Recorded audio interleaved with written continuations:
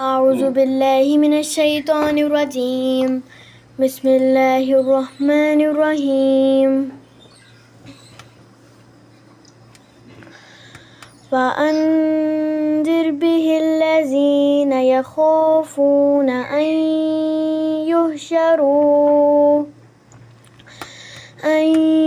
يحشروا إلى ربهم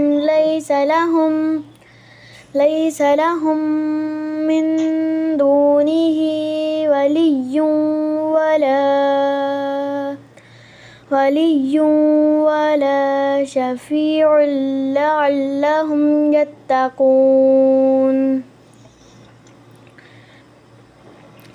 ولا تطرد الذين يدعون ربهم بالغداة والعشي يريدون وجهه ما عليك من حسابهم من شيء وما من حسابك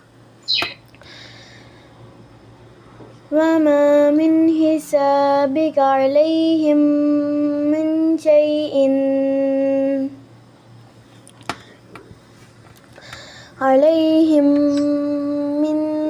شيء فتطردهم فتكون من الظالمين. وكذلك فتنا بعضهم ببعض ليقولوا أهؤلاء من الله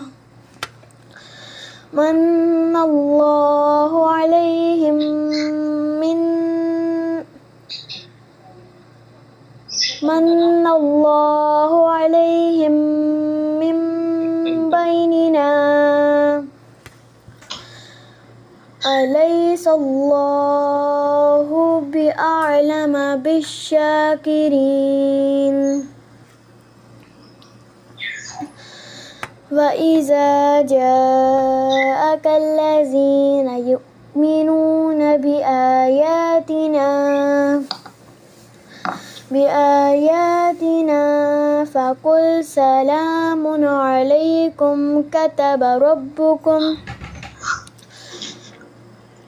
ربكم على نفسه الرحمة أنه من عمل منكم سوءا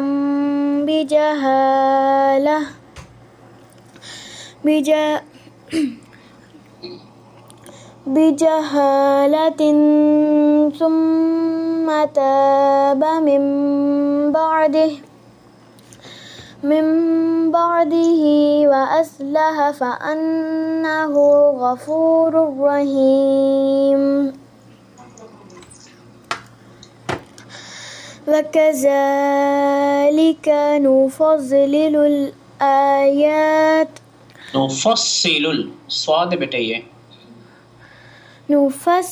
الآيات ولتستبين سبيل المجرمين. صدق الله العظيم.